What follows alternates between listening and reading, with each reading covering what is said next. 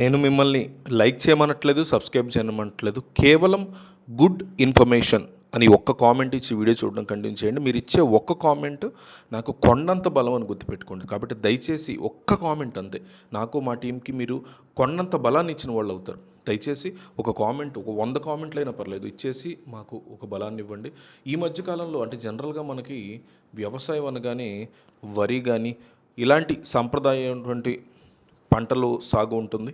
కానీ ఈ మధ్య కాలంలో కొంతమంది రైతులు వేరే వైపు మొగ్గు చూపిస్తున్నారు. ముఖ్యంగా విదేశీ పండ్లుగా పేరుగాంచినటువంటి బ్లూబెర్రీస్కి మార్కెట్లో విపరీతమైనటువంటి డిమాండ్ ఉంది. ఇది ఒక లాభసాటి వ్యాపారంగా కనిపిస్తుంది అంటున్నారు.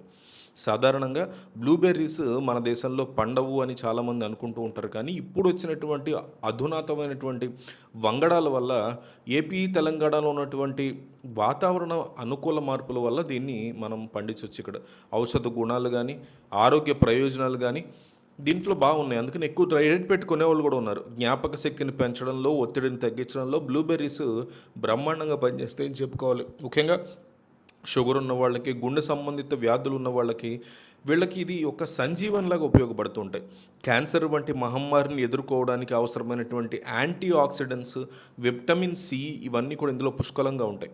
మార్కెట్లో కేవలం ₹100 పండ్లే ₹200 వరకు అమ్ముడవుతున్నాయంటే వీటి డిమాండ్ ఏ స్థాయిలో ఉంది అని మనం అర్థం చేసుకోవచ్చు. ఇప్పుడిప్పుడే ఈ సాగు మన దగ్గర ప్రాచుర్యంలోకి వస్తూ ఉంది కాబట్టి పోటీ చాలా తక్కువగా ఉండి భవిష్యత్తులో మంచి లాభాలు వచ్చే ఛాన్సెస్ ఉంటాయి.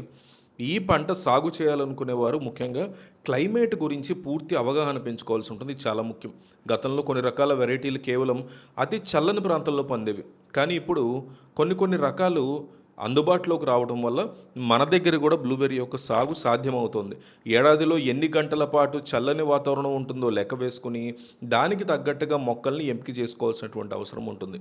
ఈ మొక్కల్ని నేరుగా నేల మీద నాటకుండా కోకోపిట్ కలిపినటువంటి మట్టిని ఉపయోగించి పెంచడం వల్ల మంచి ఫలితాలు వస్తాయని రైతులు చెప్తున్నారు. మట్టిలో pH లెవెల్స్ అనేవి 4.5 నుంచి 5.5 మధ్య ఉండేలాగా చాలా జాగ్రత్త పడాల్సి ఉంటుంది. 1 ఎకరంలో దాదాపు 3,000 మొక్కల వరకు నాటుకోవచ్చని చెప్తున్నారు. మొక్కల యొక్క ధర వాటి రకాన్ని బట్టి ₹300 నుంచి ₹1,000 మధ్య ఉంటుంది.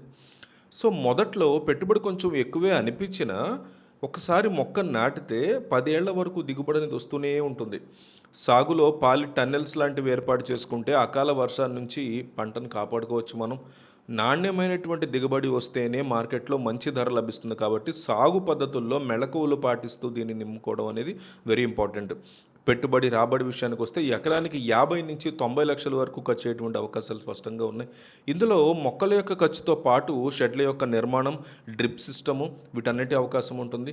మొదటి ఏడాది నుంచే దిగుబడి రావడం కూడా మొదలవుతుంది. తొలి సంవత్సరం మొక్కకి 1 కేజీ వస్తే రెండో ఏడాది 3 కేజీలు, 4 కేజీలు అట్లా దిగుబడి పెరుగుతూ వెళ్ళేటువంటి ఛాన్సెస్ ఉంటాయి.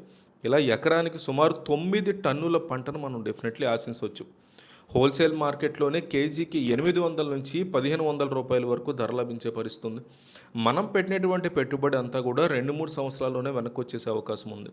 ఆ తర్వాత వచ్చే 7 సంవత్సరాల వరకు వచ్చేదంతా కూడా నికర లాభమే అవుతుంది.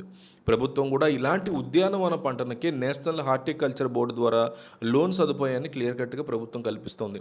లోకల్ మార్కెట్లు, సూపర్ మార్కెట్లతో పాటు వీటిని విదేశాలకు కూడా ఎక్స్పోర్ట్ చేసి అమ్ముకునే వాళ్ళు ఉన్నారు. సో ఇంకొంచెం దీనికి సంబంధించి రీసెర్చ్ చేసి వీళ్ళంత త్వరగా ఈ బిజినెస్ స్టార్ట్ చేసేటువంటి ప్రయత్నాలు చేయండి.